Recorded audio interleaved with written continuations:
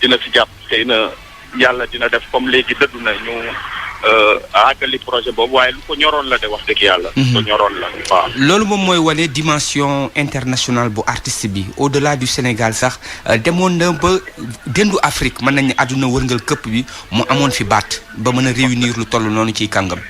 wax nga dëgg waaw 320 presque bu jeexoon dina mat 500 artistes loolu du lu ndaw. projet bu rëy la macha allah projet fédérateur comme li ngay wax rek boole ay nit. partager xalaatam parce que man am na benn interview bi muy lancé kii bi maa ngi koy laaj lu tax nga def projet bi mu ne dama bëgg a bàyyi sama askan loo xam ne lii dina am njëriñ ci ñëpp quoi ñëpp dinañ ci mën a jëriñ moom loolu la ko gisee woon xalaat bu rafet waaye nag moom yàlla moom bu bëggee ñëpp ñàkk. dinañ fexe rek ba projet bi ñëpp jàpp ba mu génn au moins bu yëpp mënul a génn itam liñ jot a def mu génn. waaw. xëy na mën na seen am yaakaar étant donné que doomam Wally Seck mi ngi yor flambeau bu baax a baax ak taxawaay bi muy taxaw yàlla mën nañoo am njort mu rafet ci héritage am ne du nax saay. waaw du nax saay moom. Fadel, vous avez écrit un livre sur Thione Seck, chanteur, compositeur de renom. Aujourd'hui, il vient de nous quitter. Qu'est-ce que vous retenez de l'homme? Comme je l'ai dit, un grand parolier, un grand penseur, un grand humaniste. Quelqu'un qui s'est toujours soucié du devenir de son peuple. À travers le prisme de ses chansons, il a toujours su délivrer des messages forts, fédérateurs et porteurs. Donc je trouve que c'est dans un langage poétique et très policé. Parce qu'il avait dit l'habitude de dire qu'une chanson qui n'éduque pas, n'éveille pas et n'enseigne pas n'est pas une chanson, mais peut-être considérée comme une pluie de baliverne. Donc je pense que lui, il était conscient du rôle que veut jouer un artiste. Doit être un éveilleur de conscience. Il l'a toujours fait sans heurter, sans mots déplacés, vraiment il a joué sa partition jusqu'au bout. Quand est-ce que vous l'avez vu pour la dernière fois? Mardi dernier. On a mangé ensemble. Il était bien portant. Vendredi, je suis allé le voir, on m'a dit qu'on l'a envoyé à l'hôpital, il était souffrant. Donc voilà quoi, on se voyait tout le temps. C'est vraiment un grand frère pour moi. Grand frère pour moi, un conseiller, un ami, un confident. Il a toujours été à mes côtés. Il m'a toujours considéré comme un petit frère. Il m'appelait toujours Rakji, Samarak. Vraiment, il était très proche de moi et de ma famille. Et qu'est-ce que vous avez poussé à écrire un livre sur lui, un livre consacré à Thione Seck? Ah ouais, c'est à travers mes travaux de recherche sur ma thèse en DS communication. J'ai eu à écouter pratiquement toutes ses chansons. C'est en l'écoutant que je me suis rendu compte qu'il délivrait des messages vraiment, vraiment forts. Et puis le tout enveloppé dans un langage très, très poétique. Donc à l'occasion des 30 ans du Ramadan, je me suis inspiré, j'ai pris 30 chansons que j'ai transcrites du Wolof au français, transcrites et traduites pour permettre au peuple de partager avec lui ses grandes qualités de poète et de penseur. Fadel, merci beaucoup. Et encore toutes nos condoléances. Toutes mes sincères condoléances à vous et à tout le peuple sénégalais. Merci beaucoup. jërëjëf mu nekkoon Fadel Lo bindkat bind ab téere ci Thione Seck moomu génn àdduna ni ki tey jii ñoo ngi timit njóogu ci moomu jokkoo gi ak soxna kàngam diva bu mag ci wàllu musique. muy soxna Kiné Lam Adja Kiné Lam ñu ngi lay nuyu. maa ngi leen di fay. ñu ngi lay jaale li ñu bokk di Thione Seck mi génn àdduna tey jii. yéen tam ñu ngi la koy sigi sawal ñu ngi la koy jaal. waaw ban seede nga mën a indi ci moom Thione Seck. xanaa tey ni yow ak naqar wu rëy rek kuy artiste tey am nga la naqari. ñun ñëpp dañoo man je suis ému man. xaw ma fu ma nekk. bi ma ko déggee sax gaw ma ko. sama doom yi ñoo ma jékki-jékki rek xool statut woo ma. waaye tey ñàkk nañu ndaanaan lu rëy. ku gore nit ku dëggu. koo xam ne lu mu la wax dëgg la. koo xam ne du la wax bu nekkul daal. li nekk ci moom rek moom lay wax. du wax lii wax lee. muy sama xarit nag lool sax bu yàgg fu ne ñu ànd fa. ndax mën nga ñu wax seen diggante ni mu demee woon la nga jàpp ci moom loo xam te ne marqué na la. bërki dem rek la ma invité ci benn projet bu mu am. ba ma woy ci fu mu signé contrat dafa daan signé contrat ba pare daan ni Kiné Lam mooy def première partie bi man maay def deuxième partie. def na ko ay yoon sama jëkkër gaañu mu ñëw doomam mu ñëw noonu def nañ ko indi nag def lépp. man daal ñoom moom daal tey ñàkk nañ daal ku rëy tey mënunoo wax sax. ñun suñu xol yi dafa fees ba nga xam ni kenn ci ñun mënul wax. waaw ñoo ngi ñàkk na nga ko jaale Sénégal yëpp di ko jaal adduna bi yëpp. Thione Seck benn jëmm la woon joo xam ne ci suñu biir kenn mënu ko fay. nit ku dëggu nit koo xam ne lu mu wax dëgg la ci moom. li ma xam ci mu li surtout nag nit ku dëggu. lu ko naqari da koy wax. du denc dara lu ko naqari rek mu wax ko. koy ñaanal nag fu mu jëm. yàlla na ko dàqal amiin amiin amiin amul benn artiste bu yowoo tey lu ko neex. dañoo nekk nii rek waaye nekkatuñu sax yàlla xam na. ñu koy jaale di ko jaale RFM di ko jaale Youssou Ndour moomu. di ko jaale artistes yëpp. ñoom Ismaïla Lo Omar Pène tubaarkàlla Baaba Maal ñun ñëpp ñun ñoo doon ànd. mosuñoo tàqali ko ñun ñoo maase jamono. Baaba Maal Ismaïla Lo Omar Pène Thione Seck Youssou Ndour. ñun ñoo maase jamono. di ñàkk sax ci kanam daal di leen dégg ñoom tam ñu di seede ci ki nga xamante ne mooy incha allah rabbi ñoom Youssou Ndour parce que jàmm rek la seq ak ñun. amul ak ñun benn xarma yàlla. dëgg la ñun ñëpp benn lan tey amul benn xolu artiste tey bu neex. dëgg la jërëjëf. ñu ngi leen koy jàll bu baax Adja Kiné Lam kon doon yi di seede ci Thione Seck ñu ne koy jàll. di koy jàll artistes yëpp xaaju ndate ñu ngi ak beneen artiste. waaw muy Zeynoul Sow nekk waaw loolu laataa ñuy dem ci Zeynoul ñu jël Aby Ndour Aby ñoo ngi lay nuyu. maa ngi lay fay Cheikh. Aby sigil ndigaale li ñu bokk. sigil sa wàll. Thione Seck artiste bu mag. nekkoon koo xam ne nii sa xarit la. lu ñëpp xam Sénégal gépp àdduna gépp xam ko. tey jii nga ñàkk ku mel noonu Aby lan nga yëg tey jii. xanaa métit. waaye boo amee métit ba pare da ngay dellu nga sant yàlla te xam ne sunu borom mi ko def rek moo ko sañ. kenn sañu ko ku dul moom ndaxte ci sunu borom la ñuy jógee ci moom la ñuy dellu yàlla na yeex. yàlla nañu yàlla may mu fekk ñu si jëf ju rafet ak taxawaay boo xam ne taxawaay bu am solo la. amiin amiin. waaye Thione ñëpp ñoo ko ñàkk.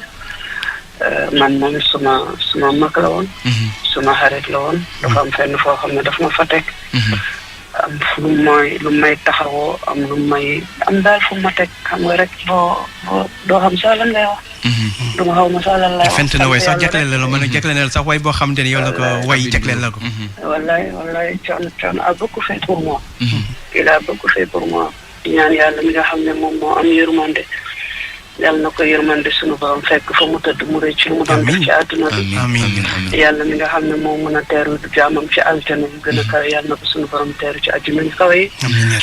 yàlla na njabootam ji nga xam ne yàlla daf leen fi bàyyi yàlla na yàlla teg loxoom ci ñoom. yàlla fay ko lépp li nga xamante ne lu baax la mu ko doon jëf yàlla. seen relation fan la soqeekoo yak moom seen diggante fan la soqeekoo yow ak Thione Seck diggante bi lan moo ko indi. en fait. sama diggante ak Thione Seck loolu dafa yàgg dafa di depuis ma nekk xale. naan ma daan def way di ko reprendre damay reprendre ay morceaux Thione Seck gëm naa ni que bu ma nekkee tey sax nit ñi ràññee ma ci nit ñuy way à 80% ci Thione Seck la parce que ay wayam dama ko daan reprendre morceaux yu Youssou Ndour yi. dama màggee loolu nag ak moom bëgg ko rek te yàlla moom moo tax. ndax nit da ngay gis yàlla ku mu la boole rek nga bëgg ko te yàlla tax. donc nag ñu am relation yu bien yoo xamante ni macha allah mosu ko wàcc mosu koo ñaawal mosu ko am lenn loo xamante ni lu safaanoo la ak ni ma yàlla boole ak moom. ci gàttal daal nit ñi ñëpp am nañu lu ñu naxari li ñu yeewoo naxari na trop waaye encore une fois rek sunu borom moom moo sañ. ginnaaw yàlla moo sañ. dañuy delloo yëpp ci loxo yàlla te ñaan yàlla sunu borom mu wàccee yërmande. te teeru ko ci àjjana firdawsi te wane la ko sang bu tedd bi Seydina Muhammad alayhi salaatu wa salaam. jërëjëf. ñu koy jaale. mu nekkoon Aby Ndour nekk koo xam ne ni nga ko waxee Ndiogu digganteem ak Thione Seck lu yàgg la. way na ko. Thione way na ko. te digganteem fu mu toog ci plateau. ak lu mu mën ci wax il faut mu sargal ki nga xam ni moom moo di Thione Seck. kon am na foo xam ni tegoon na ko. kon ñu jàpp ni tey jii moom xolam diis na lool am na naqar. yaakaar naa doon na wax sax ne moom Youssou Ndour mooy magam waaye moom Thione Seck mooy waykatam. moom Aby Ndour wax na ko bu dul benn yoon musu ko nëbb. musu ko nëbb xam nga loolu boo gisee mu emporté. xam nga musique sénégalaise dafa nekk loo xam ne nii diggante Thione Seck ak Youssou Ndour dafa nekk loo xam ne nii nit ñi dañ ci wax ba mu loo xam ne nii. moom bu amee position boobu. dafay nekk loo xam ni dafay gën a raffermir li nga xam ni moom moo di relation yi nga xam ni moom moo dox diggante Youssou Ndour ak Thione Seck. ndax diggante Youssou Ndour ak Thione Seck dafa rafet. te dafay mus di rafet. kon moom bu amee position boobu nekk rakku kii di Youssou Ndour wax ni moom Youssou Ndour moom mooy magam mais Thione Seck moom mooy waykatam loolu lu am solo la beneen artiste di instrumentaliste nekk pianiste nekk jiite association bu boot ay musiciens di Zeynoul Sow la ñuy dalal Zeynoul ñoo ngi lay nuyu. maa ngi leen di fay bu baax. Zeynoul yow musicien artiste nga instrumentaliste nga yàgg nga côtoyé kii di Thione Seck nga boot kuréel goo xam ne tamit dafa regrouper ay artistes ay musiciens tey jii Sénégal ñàkk na kilifa gu mag ci wàllu aada ak cosaan rawatina ci wàllu way. voilà mu doon information bu tiis bi nga xam ni moom la ñu yeewaale. vraiment gis na trop di fàttali aussi ne Papa Thione comme ni ñu ko tàmm di ko woowee. membre la aussi des acteurs de l'industrie musicale mooy association bi nga xam ni dama ko jiite moom def si ñu njëkk adhéré si la bokk AIM si ñu njëkk adhéré si la bokk tamit Ramdan tamit ñoom ñëpp ay membre AIM lañu donc mu doon xibaar bi nga xam ni dafa metti si ñun personnellement et man sama bopp maa amoon plusieurs relations ak Papa Thione comme ni nga ko waxee en tant que musicien daan naa def toujours këram ñuy def xool ay composition meeg yooyu di ci liggéey sama EP sax bi ma koy enregistré image yi maa ngi ko jëlee si studio moo ma ko abal gratuitement ma jël image yi ma waroon jël yëpp monté ko et donc pour wane ni suñu xarit la woon suñu papa mais aussi di sant yàlla parce que jóge na fi vraiment demin bu rafet ba nga xamee ni si wàllu liggéeyam vraiment mën nañ ne il s'est hissé au sommet remplir na mission ndax ki nga xam ni dem nañu ba ne Sénégal 5 majeurs la yow yaa ngi ci biir donc loolu je pense que moom la ñëpp di laaj di ñaan côté professionnel voilà côté diine tamit mun naa seede ne plusieurs fois ñëw naa këram timis fekk ma fa moom mu jiite ma voilà donc heure julli fu mu jotee rek man gis naa ne lépp lu mu doon def da koy bàyyi mu daal di julli et je pense que loolu tamit ci moment yi c'est très important ñu seddal ko yar na ci aussi njabootam ñu bëri ñoom Seydina Alioune ñoom Waly ñoom ñëpp ci islam lañu juddoo la ñu màggee vraiment moom la ñuy doxee donc muy xibaar bu tiis mais aussi di sant yàlla xam ne yàlla si moom lañ jóge si moom la ñuy dellu voilà li si des rek mooy ñaanal ko suuf sedd ci kawam aussi ñu ñaan gouvernement bi ak autorités yi di leen ñaan comme ni ñu ko defalee suñu papa Doudou Ndiaye ku Boros defal ko Thione Seck ba nga xam ne moom liggéeyam mérité na actuellement benn édifice bu nga xam ni dafay taxawal culture mu tudd turu Thione Seck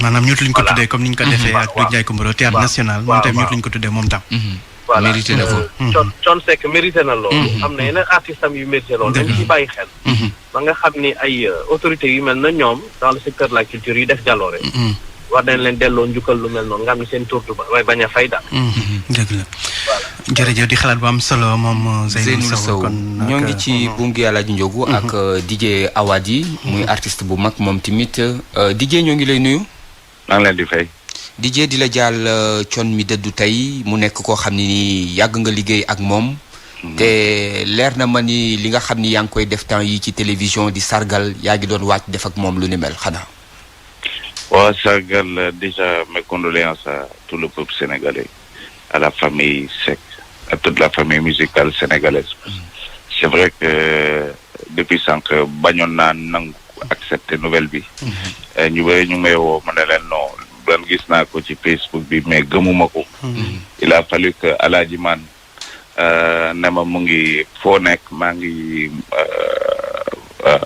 hôpital Fann pour lever du corps bi ma ne ko kon c'est vrai mu ne ma wéy foo nga ñëw donc foofu laa ko xaw a nangu Daniel Gomez ABS confirmé ma ko donc c'est vrai que maa ngi woon ci projet defal ko sargal bi waroon nañ tourner ci première saison bi au mois de juin mais c'était la période bu mu amee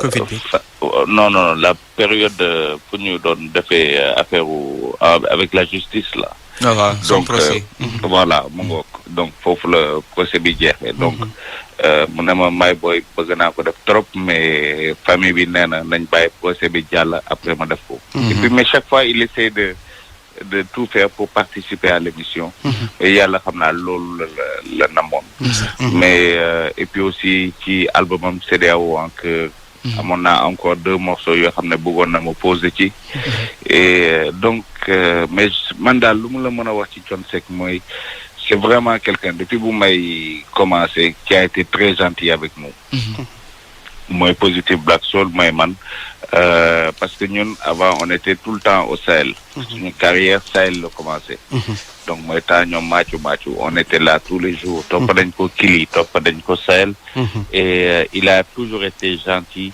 et di ñu déglu quoi malgré qu'on était beaucoup plus jeunes on n'a pas la carrière qu'il a moom il a commencé il y a plus de 50 ans et donc nous on a à peine une trentaine d'années 31 ans de carrière donc il a eu beaucoup d'écoute et wala générosité boo xamante ne amoon na ko dimbali nit ñi nga xamante ne ak jàppale ndaw ñi non jàppale na ñu bëri et puis jàppale du question xaalis kese quelquefois jàppale c'est d'abord benn wax boo xam ne da lay encourager et parce que ñun combien de fois dañ koy fekk ci parkingu Sahel waxtaan ak moom il a le temps pour tout le monde temps pour jaaykatu café bi dina jël temps pour ñëpp quoi donc vraiment en tout cas maa ngi koy jàlle tout le Sénégal c'est une nouvelle qui est très très triste franchement am naa lu ma metti Sénégal am nañ lu leen metti toute la famille Seck vraiment maa ngi leen di jàll suñu papa ji vraiment c'est le Sénégal qui perd quelqu'un de très grand démb rek Rudy Gomis mu ngi ne c'est le plus grand chanteur de mbalax c'est le plus grand chanteur le plus grand parolier daal mbalax démb rek Rudy Gomis bu Baobab avec qui ils ont fait 17 ans mu ngi ko doon seddal li donc tey loolu moo tax tey choc bi pour moi c'est fort parce que bëggoon naa ko dem seeti justement pour ñu pare saison 2 bi et puis yàlla def na li gën donc on accepte ça nous sommes des croyants voilà